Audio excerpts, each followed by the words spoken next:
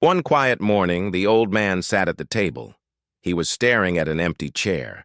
It was the very same chair where his late wife would sit every morning. She would sip her tea and hum softly, and he could still picture her there. The old man's eyes watered because memories flooded in. He missed her terribly. The silence in the room was heavy, pressing down on him like a physical weight. Suddenly, a loud crash startled him. He turned his head towards the commotion and saw his dog, Buddy, looking sheepish after knocking over a vase. "Oh, Buddy," the old man sighed, not scolding him, just stating a fact. Buddy whined, his tail tucked between his legs. The old man understood. Buddy was lonely, too. His wife had passed away a few months ago, but the house had felt empty long before that. See, she'd been sick for a while. So for weeks, the house hadn't echoed with her laughter. It was just the two of them, the old man and his dog, facing the silence together. But they'd been a team for so long, enduring life's ups and downs, that they'd grown accustomed to the quiet. It was their new normal. Yet, something stirred within the old man. Was it the gentle breeze rustling outside, carrying the sweet scent of blooming lilacs? Or perhaps it was the playful sunlight that streamed through the window, painting patches of warmth on the floor. Whatever it was, it touched a chord deep within him. He wanted to share it with someone, anyone.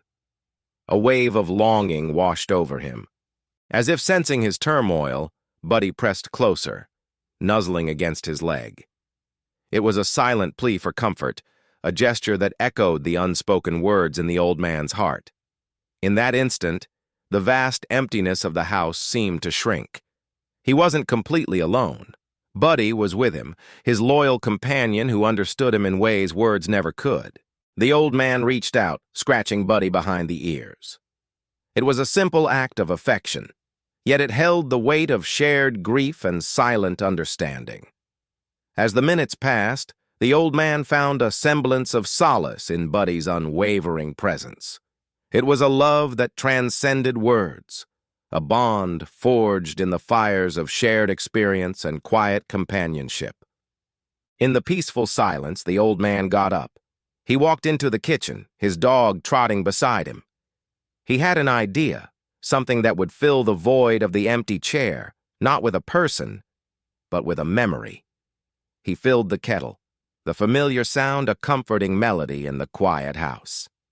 As the water boiled, he placed a tea bag in the cup, then poured the steaming water over it, not out of habit or because he liked tea, but because she always did. It was a ritual he'd shared with his wife, a silent language of love they'd spoken for years. He carried the tea back to the table, setting it down on the empty chair as if she were still there.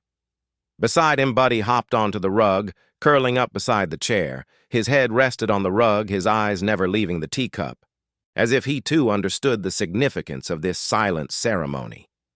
The old man sat down, his gaze fixed on the swirling tea.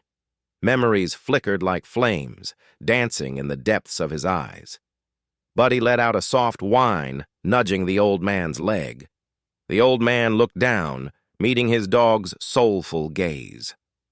"She's still with us, boy," he whispered, his voice thick with emotion. The love they'd shared, the laughter they'd enjoyed, the life they'd built together, all of it was a testament to a bond that death itself couldn't sever.